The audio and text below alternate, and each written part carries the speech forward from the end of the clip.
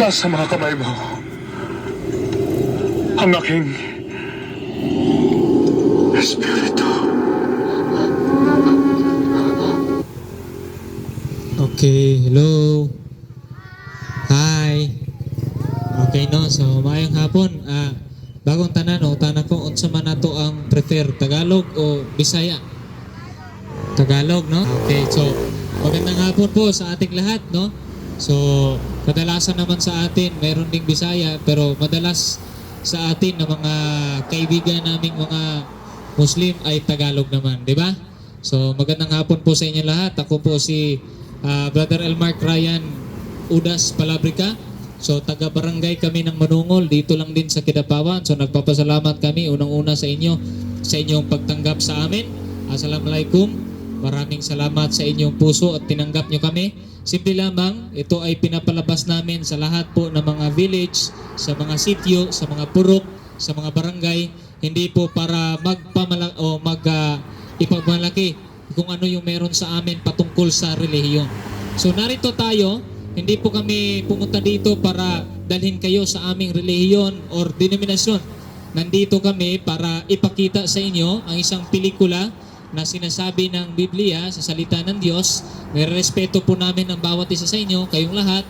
At nagpapasalamat kami dahil binigyan nyo rin kami ng pagkakataon para ma-share ito sa inyo. No? So patungkol lamang ito sa pagmamahal ng Diyos. Huwag po kayo mag-aalala dahil friendly lang itong gagawin namin para sa inyo. Okay? So, bakit nga ba namin ito ginagawa? Kasi nga po, sabi ng Biblia sa Juan 3:16, sapagkat gayon na lamang ang dakilang pag-ibig ng Diyos sa buong sanlibutan. Ginagawa namin ito dahil mahal na mahal tayo ng Diyos. Ang lahat sa atin, mahal na mahal tayo ng Diyos. Iniibig kayo ng Diyos. Mahal na mahal kayo ng Diyos. Minsan kasi, sinasabi ng ibang relihiyon na kami na dito sa relihiyon, kami lang ang mahal ng Diyos.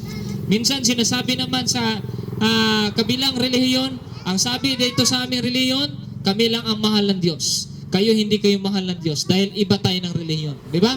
Hindi ganoon yung sinasabi ng Diyos para sa atin. Ang sabi ng Biblia, gayon na lamang ang dakilang pag-ibig ng Diyos. Ibig sabihin, napakalaki ng pag-ibig ng Diyos na hindi ito sakop at saklaw ng relihiyon. Na kahit anuman ang relihiyon mo, kahit anuman ang pangalan ng simbahan o pangalan ng denominasyon na meron ka, mahal na mahal ka ng Diyos. Wala tayong pinipili dahil ang Diyos hindi siya pumili ng tao na kanyang gagawin or lilikhain lang. Halimbawa, hindi siya nagpili ng ganitong klase, matangos lang yung ilong. Di ba? Hindi siya nagpili na ang gagawin niya is yung kulot lang yung buhok. Hindi siya nagpili na yung gagawin niya is puro tangkad lang na tao. Tama? Ibig sabihin, ang nilikha ng Diyos, iba-iba man ang kulay, iba-iba man ang grano ng buhok, iba-iba man yung kulay ng ating mata, iba-iba man tayo ng kulay ng balat, pero nilikha tayo ng Diyos at importante tayo sa Kanya, mahal na mahal niya tayo. Naintindihan po ba natin? So yan po ang rason at dahilan kung bakit kami nandito, dahil mahal tayo ng Diyos. Ano pa ba dapat ipag-aaway-away natin na pare-pareho naman tayo nilikha ng Diyos? Tama o mali? Di ba? So dito nilikha tayo ng Diyos. Una pa lamang, kanina nakikita natin, mula tayo kay Adan at Eva hanggang sa dumami, lumaki ang populasyon sa buong mundo. Kayo mga bata, kahit bata pa kayo, pero kabilang kayo sa populasyon. Naintindihan ninyo?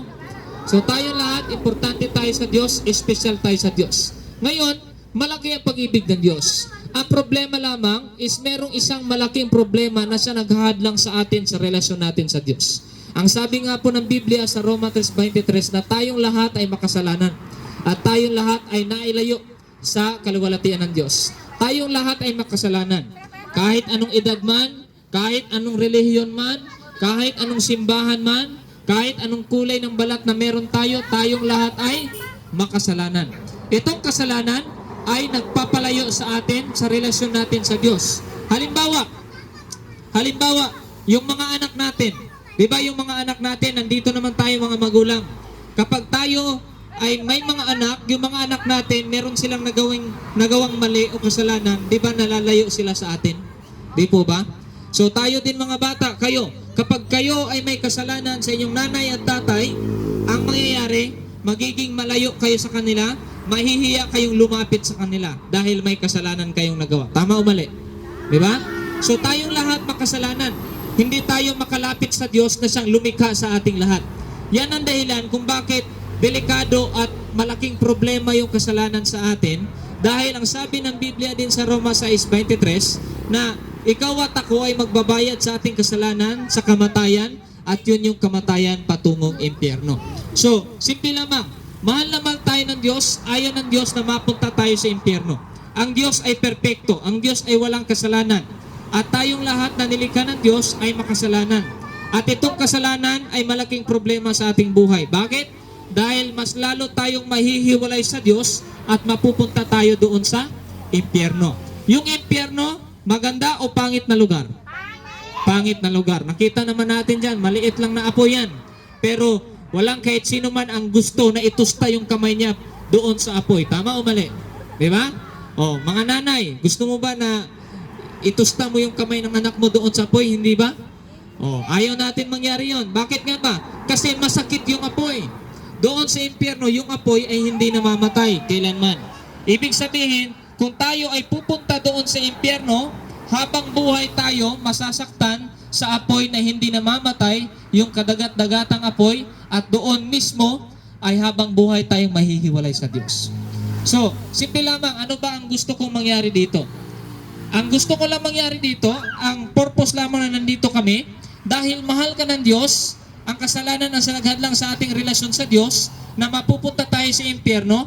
Ang gusto lamang malaman mo, ang gusto ng Diyos na malaman mo, na ikaw at ako ay importante sa Kanya, ayaw niya na mapunta ka sa impyerno.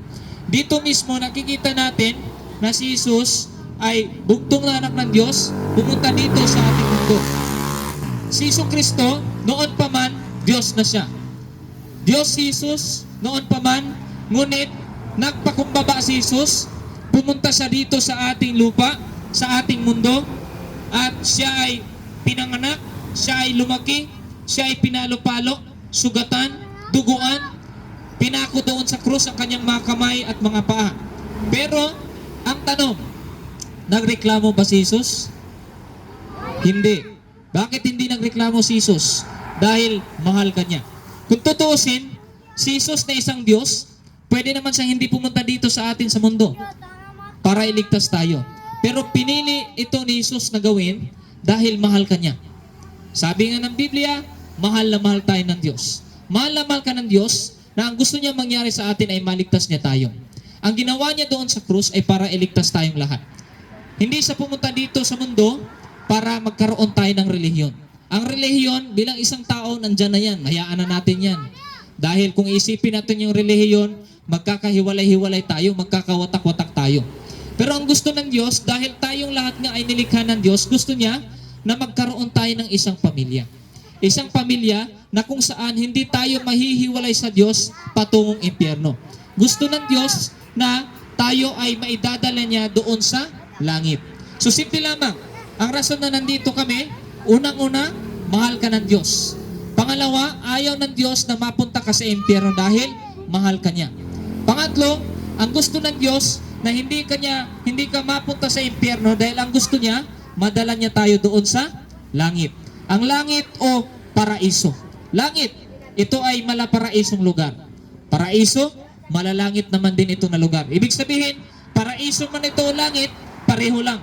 Dahil ito ay isang lugar na perpekto, walang kasalanan, walang kahirapan, walang gutom, at ang ating buhay doon ay habang buhay na.